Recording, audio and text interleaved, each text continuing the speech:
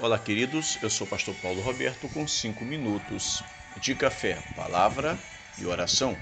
Livro de 1 Crônicas, capítulo 10, versículo 12. Nós lemos: Então todos os homens valorosos se levantaram e tomaram o corpo de Saul e os corpos de seus filhos e os trouxeram a Jabes e sepultaram seus ossos debaixo de um carvalho em Jabes e jejuaram 7 dias.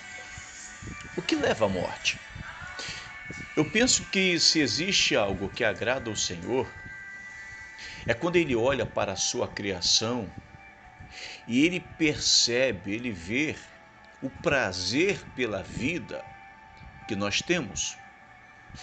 Quando nós olhamos para o livro do profeta Ezequiel, o capítulo 33, o versículo 11, a parte A nos dá um vislumbre do que seja isso. E Deus diz: disse-lhes, ou dize-lhes, vivo eu, diz o Senhor Deus, que não tenho prazer na morte do ímpio, mas em que o ímpio se converta do seu caminho. E aí o Senhor termina esse versículo dizendo, a parte A desse versículo dizendo, e viva. Então você percebe que o prazer que Deus tem é perceber, é ver em nós o desejo pela vida. Quando nós entramos neste mesmo assunto, Jesus no Evangelho de João, no capítulo 10, e o versículo 10, ele diz, a parte B, eu vim para que tenham vida e a tenham em abundância, ou com quantidade e qualidade.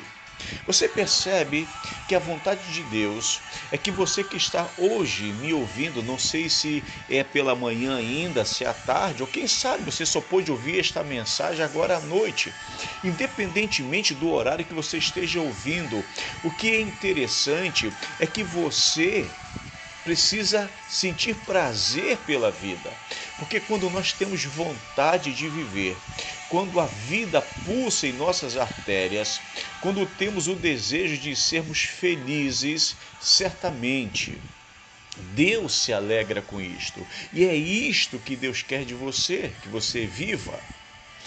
Agora, se por um lado nós temos um Deus poderoso, maravilhoso, Criador de todas as coisas, se por um lado nós temos um Deus que se alegra, que fica feliz quando vê os seus filhos, aqueles que Ele criou, felizes, com o coração tomado de júbilo, se Deus se alegra, se por um lado nós temos um Deus que se alegra com estas situações, por outro lado, nós temos muitas vezes pessoas que vai na direção contrária, ou melhor, que caminha na direção buscando a sua própria morte.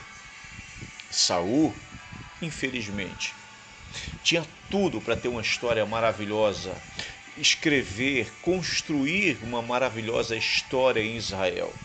Até mesmo porque ele foi o primeiro rei de Israel.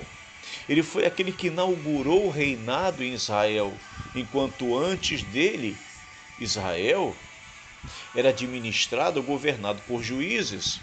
E aí Saul agora inaugura esse momento na vida do povo hebreu, do povo judeu. Então ele podia construir uma história maravilhosa, ser muito feliz, ser aquele que recebeu a unção, a primeira unção de rei de Israel. Mas Saul não deu a mínima para isso. Infelizmente, Saul é um exemplo que tinha tudo para ter um reinado feliz e abençoado. Ser uma pessoa que tinha tantas bênçãos para desfrutar na sua vida, na sua família, mas infelizmente alguns motivos o levaram à morte. Não apenas morte espiritual, mas também morte física. Por isto, amados do Senhor, é o assunto que eu quero compartilhar, dividir com você. O que leva à morte? O que será que leva à morte de uma pessoa, seja no âmbito espiritual, seja no âmbito emocional, seja no âmbito físico? O que será que leva à morte? Esta semana quero estar abordando este assunto com os meus irmãos. Eu já antecipadamente peço, me ajude. Ore por minha vida. Que Deus tenha misericórdia de mim. Em nome de Jesus. Amém.